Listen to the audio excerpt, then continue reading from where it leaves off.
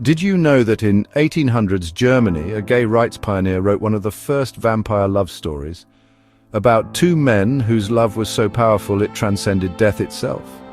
Meet Karl Heinrich Ulrichs, a man so far ahead of his time that his courage seems almost impossibly modern.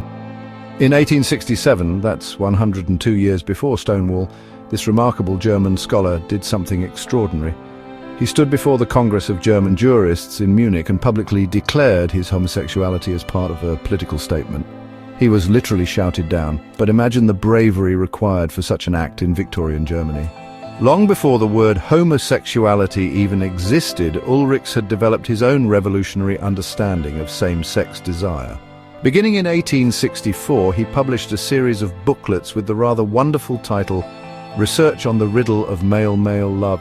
He introduced the concept of the urning, someone with a female soul in a male body naturally attracted to men.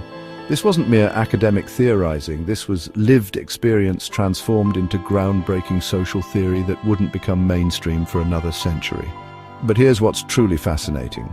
Ulrichs wasn't content with activism alone. He wrote fiction, including a remarkable Gothic tale called Manor, published posthumously in 1914. Set in the atmospheric Faroe Islands with their Norse mythology and isolated communities, it tells the story of two young men, Manor and Har, whose love transcends even death itself. This wasn't just literature, it was radical representation at a time when such stories were virtually non-existent.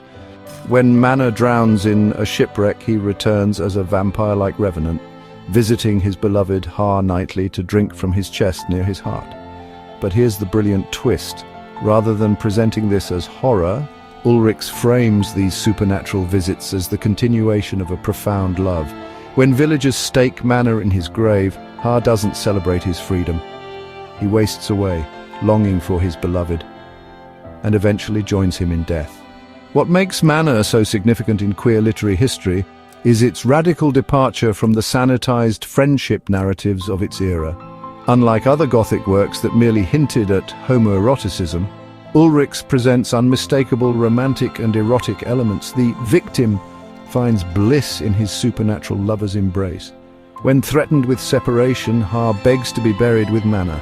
The story's final line, "and they did as he had asked," grants them a union in death that 19th century society would have denied them in life. For contemporary readers exploring queer Gothic literature, Ulrichs represents a crucial missing link between ancient homoerotic myths and modern LGBTQ+ fiction. His work demonstrates that the connection between queerness and the Gothic, so prevalent today from Interview with the Vampire to modern web series, has deep historical roots in the earliest queer literature. What's particularly striking is how contemporary his thinking feels sexuality as innate rather than chosen, gender as complex beyond binary categories, and society as the source of stigma rather than nature. If you're intrigued by this remarkable story, you're in luck. A new translation of Manor has recently been published with insightful commentary that contextualizes the work within both queer literary history and vampire fiction traditions. Whether you're studying queer literary history or simply love atmospheric Gothic tales, Ulrichs offers something extraordinary, a tender, haunting window into how our queer ancestors imagined and expressed forbidden love through the transformative power of storytelling. This isn't just historical curiosity, it's beautiful, moving literature that deserves to be read and celebrated today. Karl Ulrichs has shown us that queer stories have always existed, even when nobody wanted to hear them.